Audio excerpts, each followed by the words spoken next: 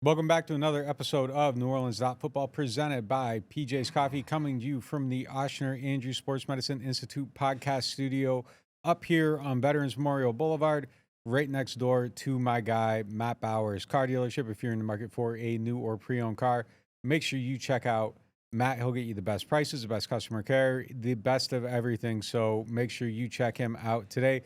We got a good show for you guys today. And we're going to be talking about position groups here throughout the early part of the week as we get you prepared for training camp, which starts 8 days from now? 8 days, the 22nd. 8 days from now is the introductory press conference reporting day. First day we see him on the practice field is next Wednesday, right? So it's coming. It's here. Football season is almost here. We're about to see what this team's made of. So to start that out, we're going to kind of go back and forth power ranking the position groups, starting with the number one most robust, powerful, number one on the list. What's the? Hey, this is good. This was the only easy choice for me. Number one, you could flip flop 2 and 9 for me on this list, and everything in between.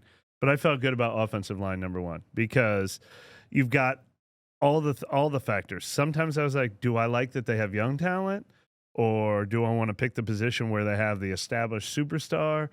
Offensive line has a little bit of everything. Eric McCoy, what did we rank him? Second best player on the team when we did our top 21 rankings. There's an argument for him being the best player on the team.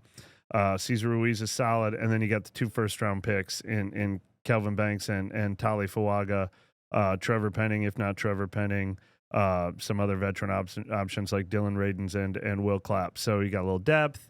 You got an established great player. You got your biggest draft investments, young, heading into their prime. It was a pretty easy choice for number one for me. And number one on your grocery store power ranking should be Rouse's. They are the official supermarket of the New Orleans Saints. They presented this topic. Make sure you check them out if you need to eat, and I think you do. Incredible work there. Yeah, it was. I forgot it, but I saved it. Turned a loss into a win. And make sure you check out their magazine. I got a story in there. It's coming out soon about Brandon Cooks, so check that out. Did you agree? Was that your number one? Yeah, number one easy. Number one was easy. Yeah. I had trouble between 2 and 3. 2 and 3. There's 2 candidates here, and I'm gonna say one. I'm curious to see if you got the other one next on your list. I go linebacker here. That was my 2. Okay. But like I said, I could put linebacker 8th, but I put it 2nd. I mean, it's DeMario and it's Pete Werner. It's cheating today. Because they only play 2 guys at that position. I kind of like Stutzman though too. It's 2 today. But if you're looking at the global power ranking, the future of the franchise power ranking, it drops quick because the anchoring point there is an older player. But exactly, I think DeMario is one of the best players on the team. He's still going to play well. I think Pete Werner's a very good number 2 guy. Stutzman gives you some upside. There's some depth options there. Jalen Ford, someone that could be possibly a player. We don't know a lot about him. There's some guys that contribute on special teams. I just kind of like the overall group and the they got one of the best players on the team, and the sidekick is a very good player. Look, I wrote it too, but my hesitation was I like Chris Olave and Rashid Shaheed, but I dinged receiver because I don't like their 3rd, 4th, 5th, 6th. With linebacker, I like DeMario and Pete, so it's number 2. And that's a testament to them because they both almost play every game too. We haven't had to see the warts of them using their 3rd and 4th and 5th linebacker because DeMario and Pete have been pretty reliable. But everybody else beyond those 2 is a question mark. And you're right, DeMario's a little bit of a question mark.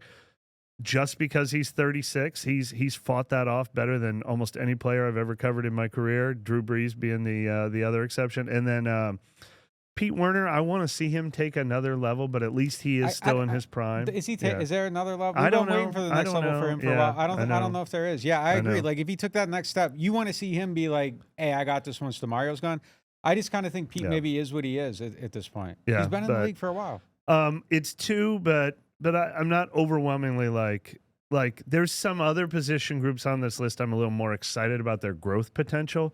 This one is just maybe the 2nd most reliable group. That's where I was at. Yeah, if you're looking at it which position is in the best health for the long term of the team, linebacker for me drops way down with kind of a caveat of is Danny Stutzman any good? That's putting a lot on a 5th round pick.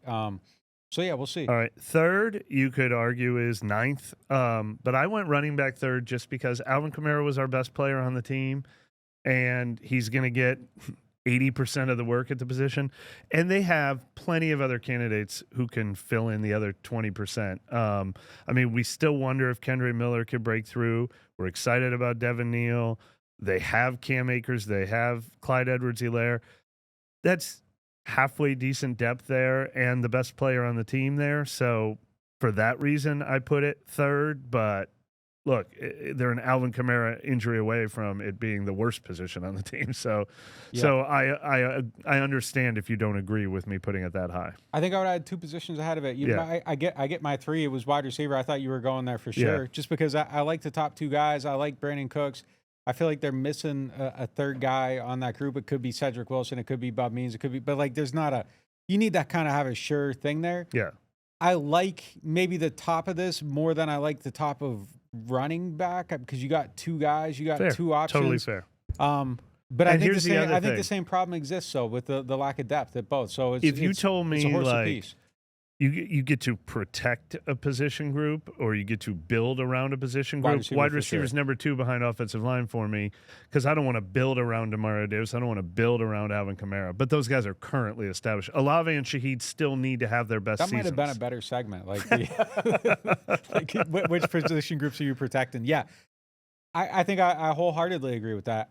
Those might be the only 2 positions that I would want to protect on the whole team, too. Here's a funny thing. 1, 2, 3, 4, 5, 6, 7, 8. My number 9 position is probably my number 3 that I want to build cornerback around. Yeah. Yeah. That would be the only other one. I put it at 9th on this list, corner, because we don't know what they have yet. But I like that they have Kool-Aid McKinstry and Alontae Taylor. Like that's number 3 on my list of protecting. Well, at least I have those assets to work with, but they just haven't shown it yet, especially Kool-Aid. I don't argue with that at all. Yeah. But my number... Okay, I just took wide receiver, and you're up. I had receiver at 5, but like I said, I could easily move that around. And then 4, sandwiched right in between there, was safety, which is another combination of Tyron, established vet, Justin Reed, vet in his prime. That's very similar to a DeMario Pete combo. And then Jonas Sanker, a 3rd-round draft pick. And frankly, Jordan Howden, who, if he's your 4th safety, that's a good young asset to have too. So it's a good mix of old and young. I don't think anybody at that position is quite DeMario or Alvin, or hasn't been in recent years. But that's a good mix of old and young. So that's why I had safety there. What do we got left? We got cornerback. We still have defensive line, end, defensive tackle, tight end, and are we going to put quarterback last? Are we going to spoiler alert? I have to. I hate to be so different from your list, but I don't like any of the other groups at all, and I feel like there's a little bit of hope with cornerback, so I put cornerback here. Corner. Yeah. I'm okay with that. Yeah. Wait, did you have safety in your top 5? Wait, when you were saying protect, did you say cornerback or quarterback? Corner. Yeah, okay. All right. Yeah, corner. Yeah. But wait, did you agree with safety in the top 5? Yeah, I would have had that. That was your other. We had the same top 5, probably. Yeah. Just different order. Okay. Yeah, and it's split. And then corner next. I'm perfectly fine with that. Yeah, it's just I feel like there's maybe glimmers of hope with those ones, and I feel like the other positions are kind of just pointing straight down. So I go corner here just because of everything you said about why you would protect them. There's some upside. Alontae and Kool-Aid might be okay. Quincy Riley. I'm really interested to see him in camp. He's kind of out of sight, out of mind. I don't know if he's any good or not, but I'm curious to find out. And Isaac Yiadom is not exciting, but he's Brandon Cooks level almost, isn't he? If they're win the bet, is he Foster Moreau level? We haven't talked about tight end yet. If he was sticking around after the last tenure and didn't go away and play much worse, I would feel that way. I don't know what he is in this system or anything, but he's somebody he's replacement level. I think he's like if it was baseball, he's like a straight up, what is it, 0 WAR or whatever. Like I don't know how you define it, but the last time he was here, he was more than that. Last time he was here, he was more than that, but he's kind of fallen down to that. That's fair. I will disagree with you on my next one, but we've talked about this a million times. As of Chase Young today, I like Chase Young and Carl Granderson better than Alontae and Kool-Aid. I think, and That's a fair we take. kind of rank them in the top 21. We're Chase Young and Carl Granderson like our number 6 and 8 players on the team, and Alante and Kool-Aid were like our number 14 and 16 players on the team. Like, I feel like we've seen Chase Young and Carl Granderson's ceilings. I don't think we've seen Kool-Aid and Alante's ceilings yet, but as of today, I think Carl Granderson and Chase Young are better players. Of today, I don't disagree. I would rank them differently. In my thought process, could very easily be flawed here. Yeah. So let me know if it is. But I feel like you are closer to being okay at corner than you are. I feel like the distance traveled to being okay at defensive end is greater than being at a place where you're okay. I feel like you can get by being okay at corner, whereas if you're just trying to get by being okay at defensive end, you're a bad team. Like you can hide more at cornerback. You can scheme your way around it. They are both high value positions. Like there are a lot of positions on this list that aren't high value. Defensive end and corner are both high value, but defensive end is in the top 3 and corner is probably 4th. Like I can just say like, all right, I'm going to put Tyrann Mathieu behind Kool-Aid McKinstry, and we're going to bracket this receiver. You and we're can't going to hide be okay. defensive ends. You can blitz, but then you're creating like vulnerabilities other places in it. I think you can get by with like Ike Yadam. Let's say Ike Yadam is a replacement level player. If you have replacement level players at both ends, I'm like, man, this is tough. But I agree. Yeah. The depth chart is probably more talented there. Yeah. I feel worse about it though. But I can't disagree with your reasoning. Well, Cam Jordan's third, and put him in the Ike Yadam category at this point. Put him a little higher. I don't know, but and then Isaiah Foskey is 4th, and is he in the Quincy Riley category? I don't know. Maybe you like the depth better at corner. I guess that would be fair to say. And defensive end needs depth more than corner needs depth. Probably like if your corners are healthy, they play every snap. Defensive end, you want to rotate 3-4 guys in. So I get it. I mean, I'm not super passionate about it, but it's just like. I've got those top 2 guys that I think are a little more established in the top 2 guys at corner, but I'm not gonna like fight to the death over it.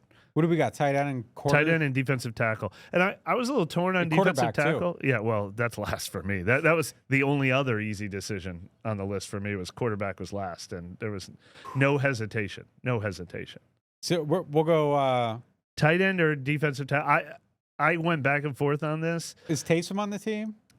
He's what made me move it ahead of defensive tackle is just the Taysom unknown. If you get 5 games of Taysom, then I'm okay with that. Yeah, I'm okay with that. And look, if Juwan, Foster Moreau, and Taysom were all healthy, this would probably be up higher on the list. But the fact that Foster and Taysom are both question marks moved it lower on the list. But the difference between all these other positions is a lot of times you just need one on the field. So if you have 3 guys who all could.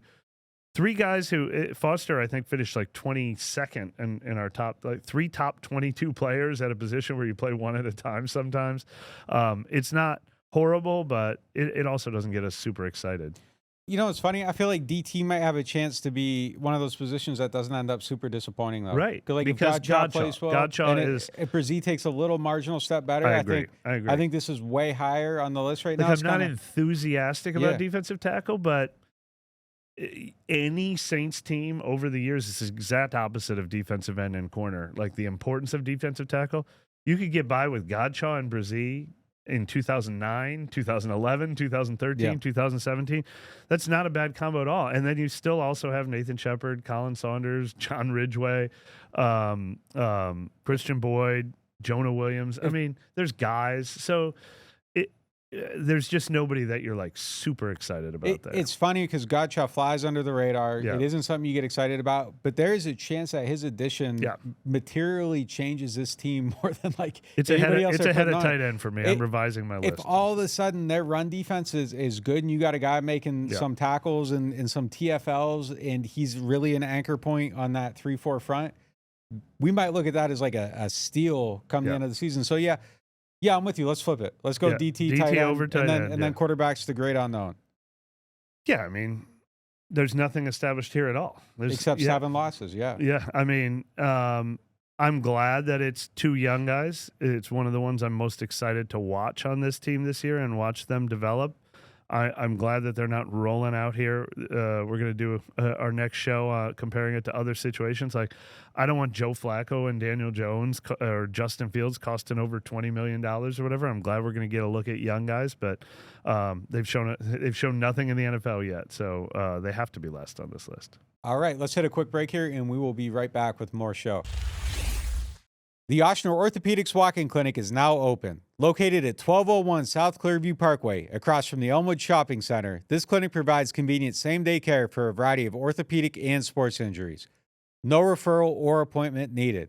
Whether you need care for strains, sprains, fractures, sports injuries, or muscular pain, the team of orthopedic specialists offers care for patients 5 and older.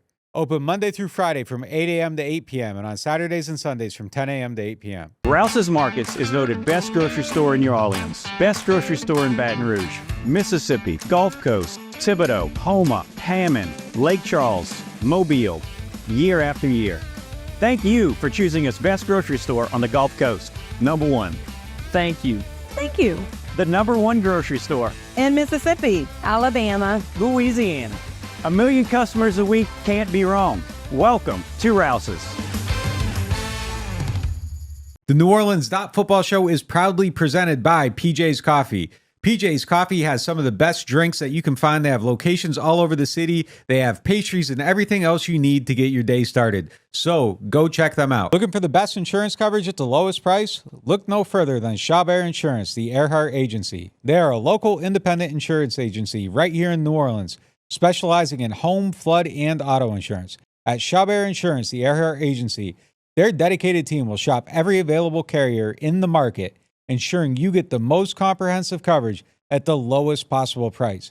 Why settle for less when you can have the best? Trust Shough Insurance, the Earhart Agency, to protect what matters most to you.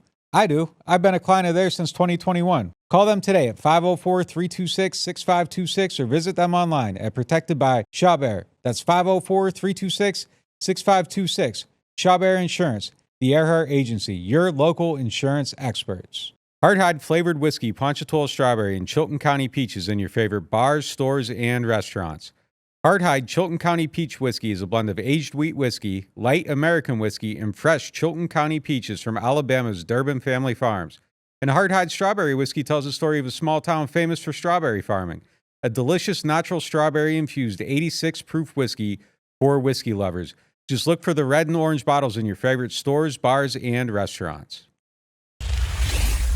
Welcome back to NewOrleans.Football, presented by PJ's Coffee. If you are not yet signed up to NewOrleans.Football, make sure you do that today. Use the code NOF, save 20% off your first payment. All of our news, analysis, podcasts, live streams, so much more stuff that you are not getting on the daily podcast. If you don't want to sign up for the site, that's the best way to support us, by doing it. But if you don't want to, leave a comment, leave a review, hit iTunes, whatever. That stuff helps us out as well. All right. Next topic is presented by Shough Insurance, the Earhart Agency. If you are looking for them, make sure you are hitting up the Earhart Agency. They will get you the best prices. I use them for my home, my car, all that stuff. I couldn't feel more strongly about somebody saving me money than I do those people. So make sure you hit them up. Todd McShay, we mentioned him last time, was at the Manning Passing Academy, and out there also was Tyler Shough. And McShay, on his most recent podcast, or maybe 2 episodes ago, recapped the experience, and he was talking about a conversation he had with Shough just about how he's relating with Kellen Moore and how they're designing the offense and all that stuff. And he mentioned, and this stuck out to me, made my ears perk up a little bit. He said that Shough told him that him and Moore have been sitting down and watching Dak Prescott, Jalen Hurts, Justin Herbert, and they've been tailoring the offense to Shough. And he feels like they're at the beginning of something, building something together. And I don't know if that's just, we're playing a game of telephone here, like one guy talking to one guy talking to another guy, but it kind of made my ears perk up to hear him mention that Shough said that they're tailoring the offense to him. I mean, we obviously need to ask Spencer Rattler if he's having the same conversations with Kellen Moore. And my bet is that he is. I mean, what do you like? What should we put in the offense? And I mean, you should probably do that with your top 2 quarterbacks no matter what. Like when you have Jameis Winston and Andy Dalton, and Jameis Winston gets hurt in the second game of the season, you should be prepared to have plays Andy Dalton likes in the third game too. So, yeah, I think I think it's good, and it lets you know their vision for Tyler Shough, but I also think it'd probably be irresponsible not to. What do you like? What suits you? Well, I mean, look, and not to just tell somebody, I know you've never done this before, but this is what you have to do in my offense. But it is interesting if Shough is having more of those conversations and more of the offense is tailored around him. That would be a fascinating tell. Well, I mean, don't we have the fascinating tell already? With the draft choice? I mean, he that's Kellen Moore's hand-picked quarterback. Yeah. And like, I understand there's always, every time we'll be like, oh, Tyler Shough, and then the Rattler people will be like, oh, man, and then you say something about Rattler, and like, he's not going to be the starter. Like, the fact of the matter is, and I've said this a million times, that it doesn't guarantee him the job, and it doesn't mean that he's going to win the battle. You do have to give him every chance. It doesn't mean he's starting week 1, but it means that as of today, he is the quarterback that Kellen Moore went out and said, I want this guy. He had the other guy on the roster already, and he said, this is my guy right here. And he went out and got him. Doesn't mean he's going to be good. Doesn't mean Rattler can't beat him out. But I think it's very much as we're setting up this battle.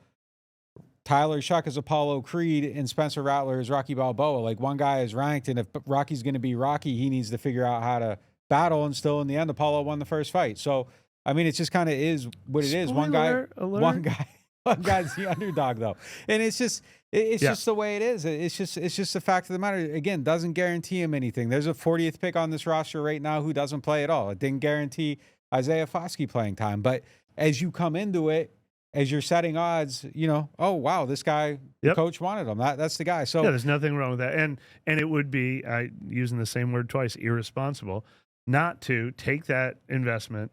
And here's the funny thing about Tyler Shough. He very easily could have been drafted where Jackson Dart was drafted. The Giants traded up from right about the Saints spot to 22 or 23 to take Jackson Dart to make sure they got him.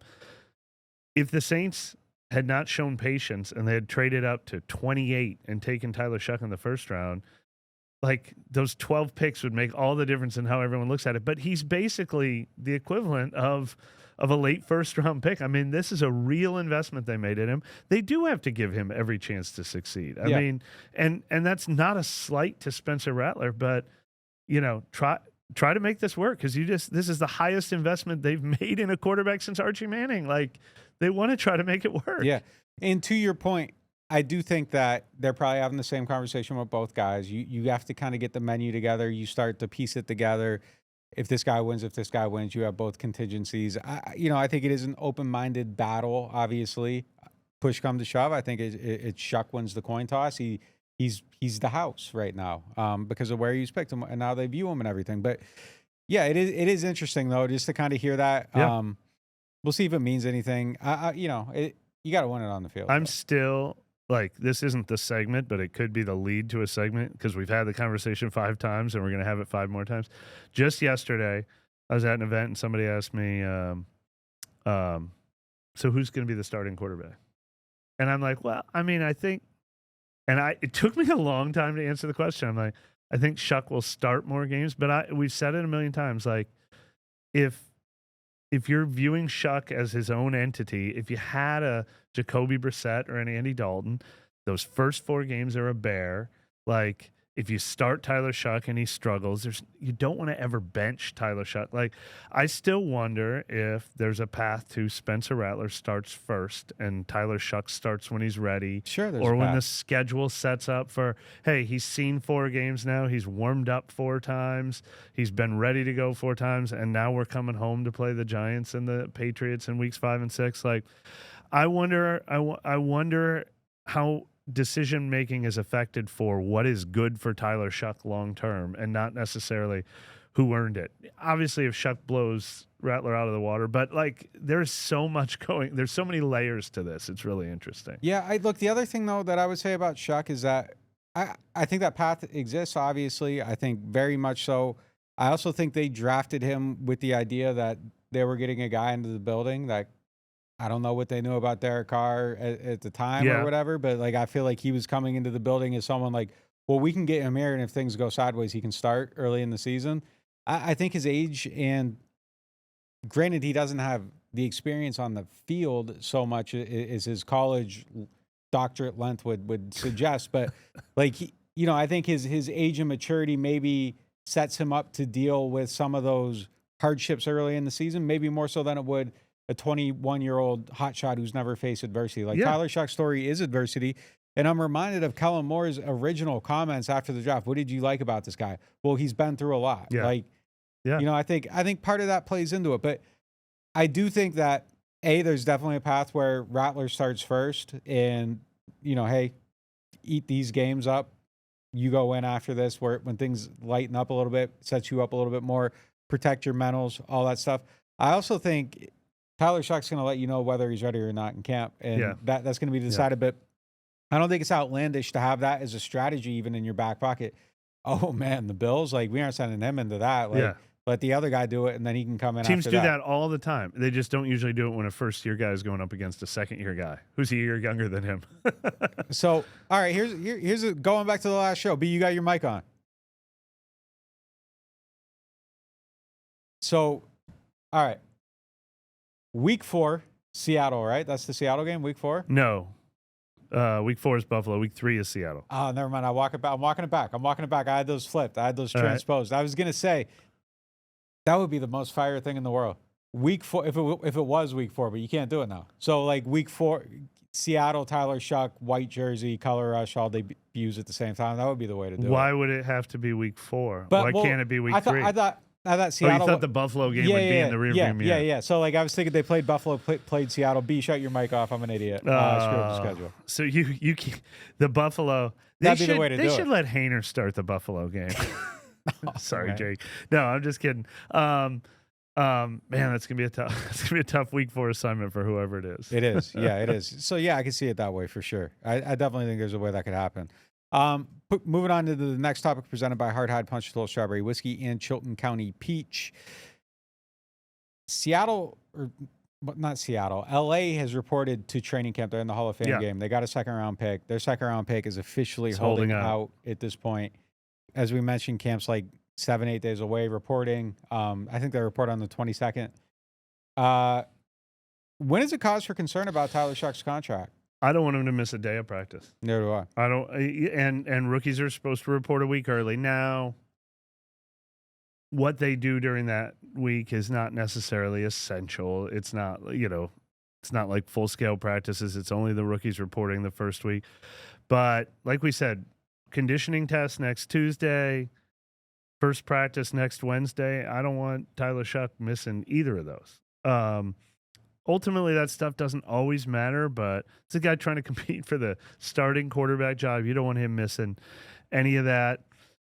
So, yeah, if he misses anything, like if he's not practicing by like Wednesday or Thursday of next week, I'm officially calling it a concern. Yeah. Now, to remind everyone, it's not just Tyler Shough holding out. It's picks 3 through 32 in the second round are all holding out right now.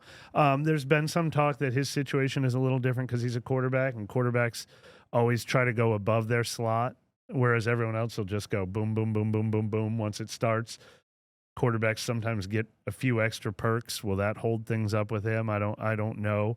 But it's all those guys holding out. I have a feeling there's going to be a rapid succession of them all happening by next week. But I think a lot of these guys are going to miss a couple days of practice. It becomes rapid fire if one folds. That's where it kind of happens. I could see it coming back to a head on Shough, though, even if the guys ahead of him fold.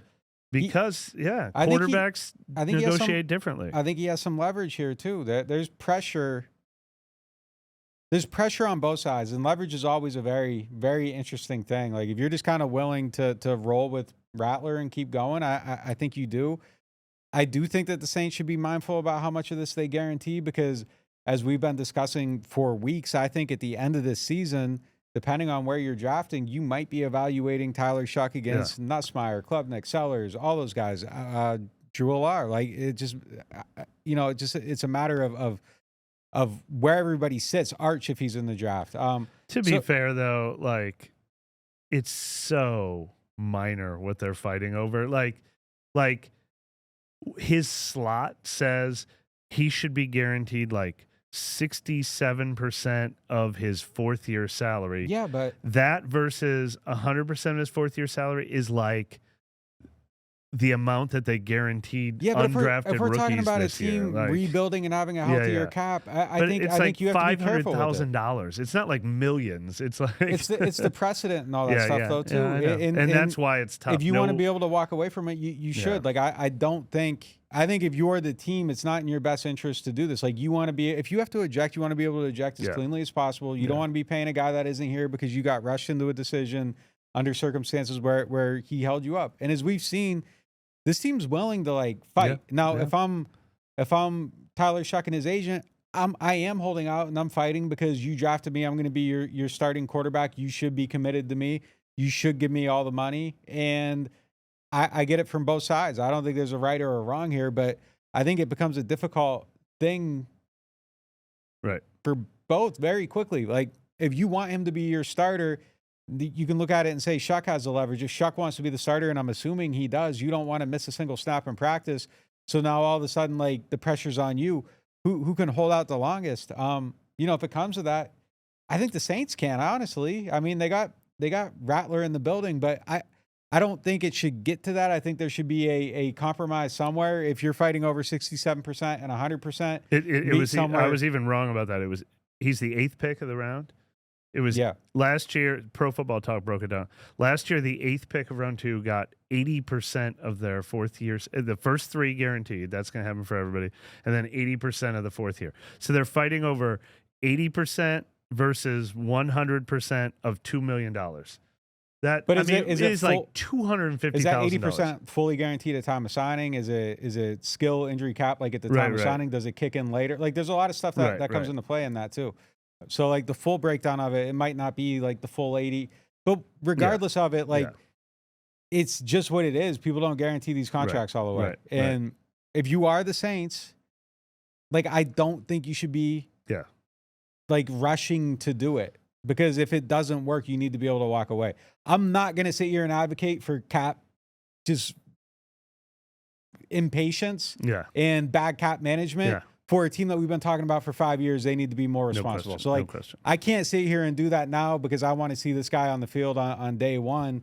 Good cap management is good cap management. Yeah. So, and look, it's more about the league. Like all the other league owners don't want you to be the one who blinks. All the other agents don't you want to be the one that blinks. So, but in the end, I mean, it like when it was laid out last year, it went from 95% to 92% to 88% to 86%. I mean, it's a matter of if not.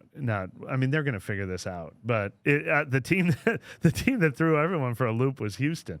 They're the ones who took it from 92% last year to 100% this year, and they left everyone else scrambling. Maybe that's strategy. They've had their rookie signed and happy all summer while all the other teams are stressing out. That's probably good strategy. Yeah, it's going to be interesting to see if this comes to a head. I think they would be willing. Like everything they've shown us is that they're willing to just. I don't think they'll give him special out. treatment. I think they will fight for him to get what the 8th pick of round 2 gets, and they will probably not treat him differently because he's a quarterback. But that might be something worth fighting over. If 7 wins, I don't know. Yeah. You kind of got to fold at that point. All right, going on to our next topic, presented by Bobby Hebert's Cajun Cannon Restaurant. YouTube's been saying we're too negative. I think we're just realistic about it. That's cool. Hey, at. Look, if YouTube thinks we're too negative, then I like where the fan base is at right now, because I think we spent the last 3 years carrying the team's water, not calling for everyone to be fired all the time. So if we're too negative right now, I love it. I'm glad there's optimism in the fan base again. But yeah, what are your top feel good reasons for training camp going into it? What are some of the things you're that was my about? number one even before you said that. Like I said, I was around a bunch of people yesterday. I've had the same conversation with everybody that I keep running into. Picked up some food at Cane's the other night, had somebody talking to me about it. Chick-fil-A the other night, somebody was talking to me about it. And it's the same conversation every time I say, I am glad that expectations are low. Yep.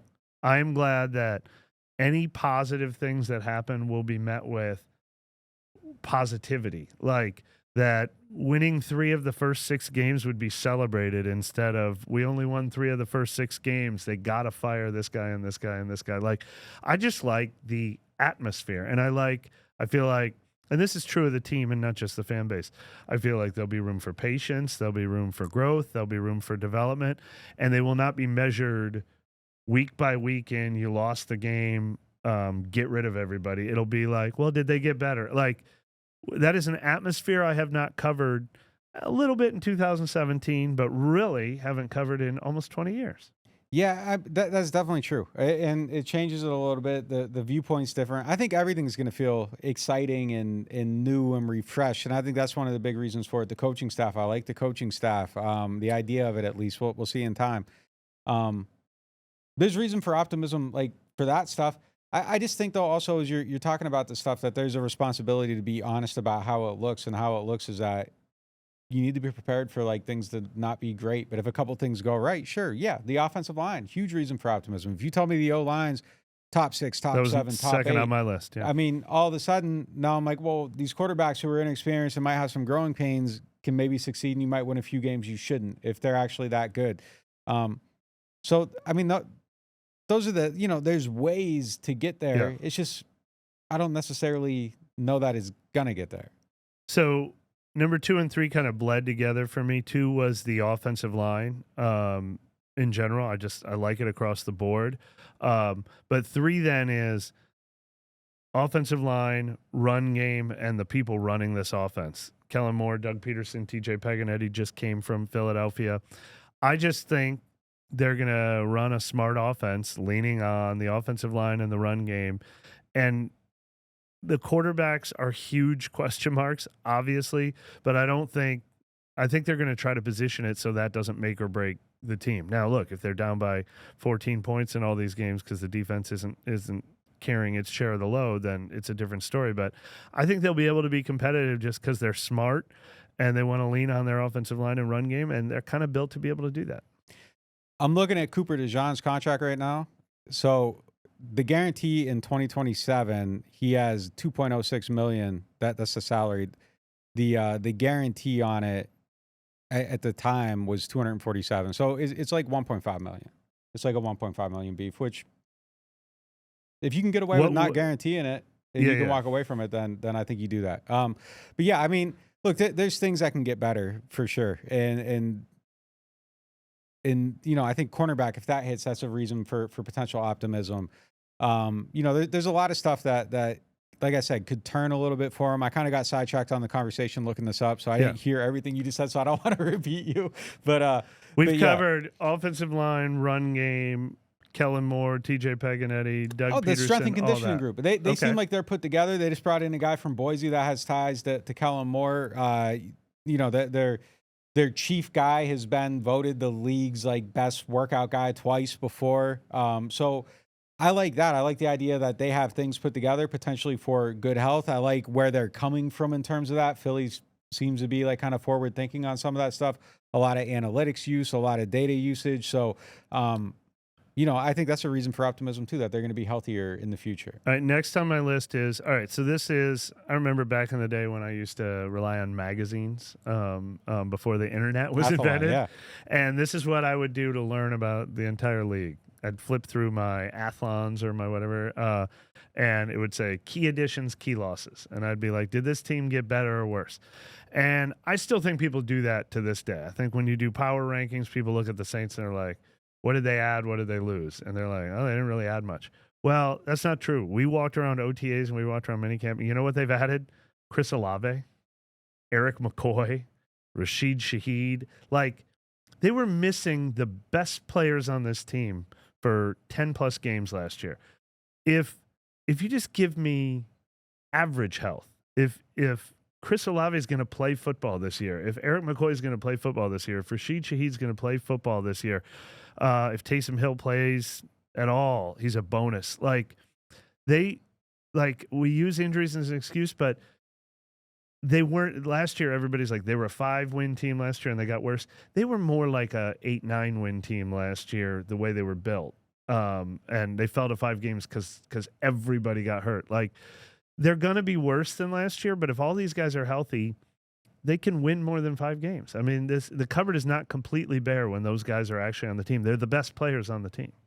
Do we assume they're going to be healthy though? Well, I mean, that's don't the know. difference now. I assume they'll be more healthy than last year. Last year was way Let me make my off point. the percentages I think chart. the way we talk about it now, though, and why there's like a perception of like they're being negative or whatever, I don't think we come out here and say like, oh, well, these guys are all, because we've seen too many years in a row where these guys aren't healthy. So then it's like, yeah, we think they're going to win 5 games probably. Like that's where we're at with it. Whereas I think in previous years, before there was the deterioration, the aging, all this stuff, it'd be like, well, if these guys are healthy, they're going to do this, this, and this. And I think now we account for that in a way where, well, wait a minute. Taysom Hill gets hurt every year, so I'm not going to assume he's going to be healthy. Chris Olave has missed time. Rashid Shaheed has missed time. Eric McCoy has missed time. So I think that just gets baked into the calculus now. Yeah. But like there is the outlier thing here where you say, oh, well, like, yeah, if all these guys are healthy, like they do win a ton of games. And that is true. And that could be a reason for optimism. I think I just sit back now and I cage that optimism when I talk in public because, damn, I've looked stupid, like assuming that, like, oh, everyone's going to play all these games. We're not supposed to list reasons for negativity, but I mean, I very vividly remember when we put it into a nutshell last year. I think I picked them to go 8-9, but I said the thing that terrified me most about last year's teams was that they had 5 to 10 guys that were irreplaceable, and if they got hurt, they don't have the depth to replace them, and that is still very true of this team. I got hurt in a car wreck. Why should I get Gordon? Because when you're hurt, you need money. And I fight for the people of Southeast Louisiana every day. I got a client who injured their neck in a car wreck, $250,000. Another client was hit by a big truck and needed back surgery. I got them $700,000, and they deserved every single penny. That's what I'm talking about. Why wouldn't I get Gordon? If you've been hurt in a car wreck, just call me, New Orleans. Get it done. Call 504-800-8888. You ever take a bite of something and immediately think, yeah, I'm coming back for this? Bobby Hebert's Cajun Cannon Restaurant just added some new dishes, and man, they crushed it. The shrimp and crawfish pistolets, golden and stuffed with bold Cajun flavor. Fried oyster tacos, crispy, fresh with the perfect kick. And the soft shell crab Alfredo, creamy, rich, and absolutely worth the order. They're open 7 days a week, and they deliver late. Bobby Hebert's Cajun Cannon Restaurant.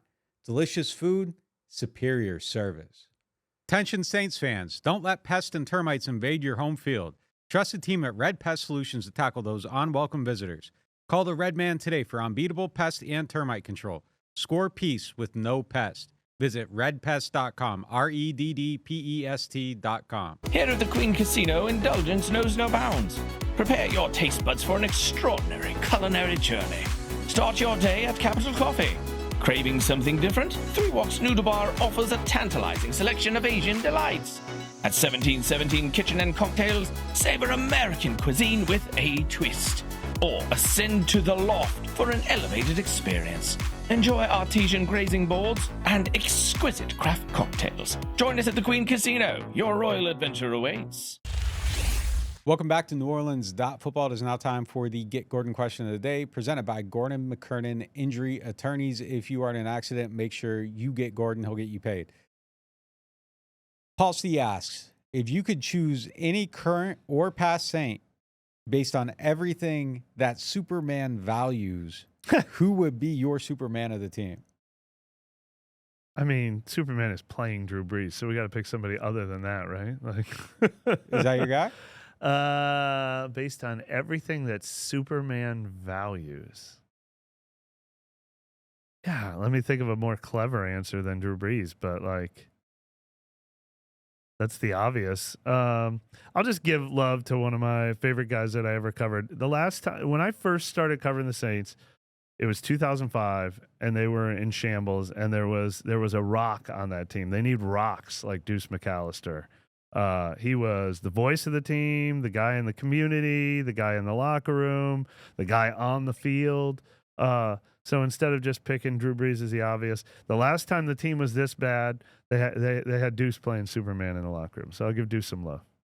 ChatGPT says Superman, his values are truth and justice. Superman is a staunch advocate for truth and justice, always striving to uncover the truth and fight for what is right.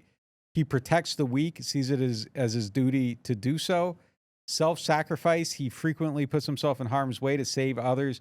demonstrating a willingness to make personal sacrifices for the benefit of humanity.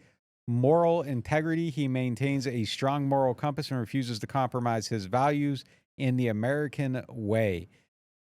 I feel like reading this, it has to be an offensive lineman, like the protecting the weak, the fighting for self-sacrifice, putting yourself into harm's way. You need a little bit of freakishness. I mean, it's Toronto. Toronto goes based on this. It's obviously Drew Brees. Sure. It's Toronto's fair. It's obviously Drew Brees. But yeah, Toronto feels like we've done this in a few different forms. But last year, Kevin and I did a members-only podcast where we were picking an offensive player and a defensive player from the past that we could add to the current team. And we damn near finished in a three-way tie for first on offense. I think Drew was ineligible.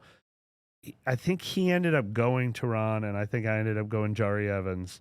But they were like a tie for me. I mean, two Hall of Fame caliber players. Teron might not get there only because his career was so cut short by injuries. And Jimmy Graham was the third one we considered. I don't know if this is the Superman question, but who do you want on any team, much less this year's team, out of Teron, Jari Evans, Jimmy Graham? Who helps any offense become the most spectacular? And we're giving him like Superman powers to play all 17. I mean, it's obviously Teron. Yeah, and he's the left tackle. In a landslide. Yeah, it's the most important of the three positions. I think in a landslide. Yeah. And then after that, it gets interesting. Yeah. It gets interesting quick. Those were the three, though. I mean, they kind of rose above everyone else. Obviously, there was Colston talk, and there was, there's been other great players on defense. It wasn't that easy. I mean, there was a little like. I can't remember if we did all time and Ricky Jackson was in the conversation or if it was just Will Smith and it was just the era, but like those were the three that rose above everything else. We're talking 2025 football with 2025 football coaches though. Because then Reggie Bush is very high on that list. That's true. They would know how to use him better. Yeah, he was ahead of his time. Yeah. I would probably take Reggie Bush before Jimmy right now. Ooh. Just Jimmy was something else, man. The way you play football nowadays, like I think it's different. Fair. I think people know how to defend tight ends better now. Fair. Like